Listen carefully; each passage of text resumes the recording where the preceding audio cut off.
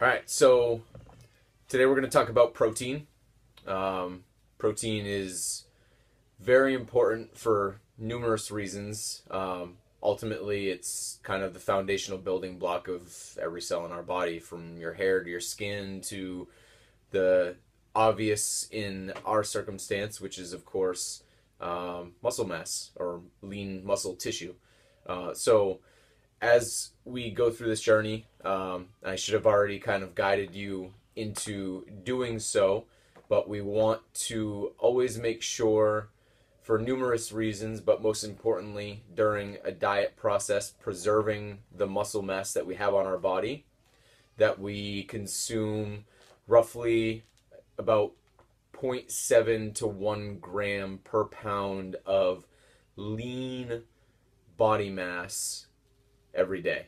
Okay, I think there's a tendency to consume an easy, simple calculation. Of course, is just 1 gram per pound, but it gets translated into per pound of body weight, and you don't really need to fuel the fat that you're trying to lose with extra protein, because if it's protein that's not required from the muscles and the tissue in your body, especially the tissue being your fat cells that you're trying to get rid of, then it's just either going to go to waste or potentially get stored as excess. So, number of reasons why this is important, but the biggest two are, again, what I had mentioned before, making sure that we preserve any and all lean muscle as we go through a phase of dieting. It's somewhat difficult if you're dieting enough to the point of losing weight on the scale to gain lean muscle, or too much of it especially. So you females especially don't really have to worry about that old myth of getting bulky from strength training and all that kind of stuff, which of course you should already be aware of working with us for as long as some of you have.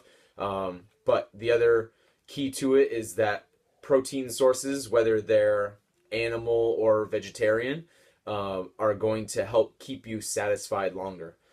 So from meal to meal, they take a little bit longer to digest. They help control blood sugar a little bit better, and they're just going to help keep you satisfied throughout the day, throughout the week, and through the whole process of losing weight.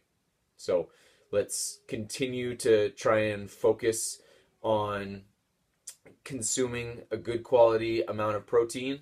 And if you're beyond counting calories and beyond measuring your food, what you need to do is at least visually have some protein source at 90% of your meals throughout the week. And again, it doesn't have to be an animal source. It can be a vegetarian source too. So it can be tofu, it can be tempeh, it can be beans. One thing that I want to try and kind of keep you guys aware of is to be careful when you consider things like nuts and peanut butter and all that kind of stuff as a protein source.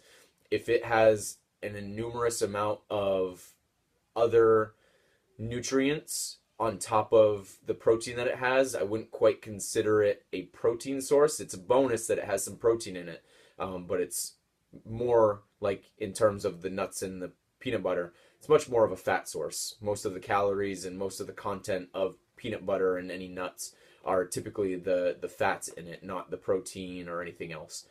So just keep that in mind. All right.